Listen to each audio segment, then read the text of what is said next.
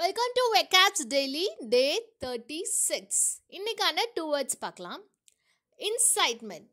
Incitement அப்படின்னா என்னென்னா the action of provoking unlawful behaviour. அதாவது தூண்டுதல் அப்படின்னு சொல்லுவோம் இல்லையா, தமிழில் ஒரு விஷயத்தை நல்லா கிளறி விடு, நல்லா தூண்டி விடுறான் அப்படி சொல்லுவாங்க இல்லையா. அது மெயினாக எப்படி இருக்குன்னா அன்லாஃபுல் பிஹேவியர், அதாவது ஒரு கவர்மெண்ட்க்கோ இல்லை ஒரு ஸ்டேட்டுக்கோ எகைன்ஸ்டாக இருக்கும். அதுதான் இன்சைட்மெண்ட் அப்படின்னு சொல்லுவோம். Her article was viewed as a possible incitement to insurrection. இன்சரக்ஷன்னா ஒரு கிளர்ச்சி மாதிரி, அதாவது அவங்களுடைய படைப்பு ஒரு கிளர்ச்சிக்கான ஒரு தூண்டுதலாக பார்க்கப்படுகிறது அப்படிங்கிறத இதனுடைய அர்த்தம். கிளர்ச்சிக்கான ஒரு வாய்ப்பாக பார்க்கப்படுகிறது அப்படிங்கிறது அதனுடைய அர்த்தம். நெக்ஸ்ட் வேர்ட் பாருங்க, evaded.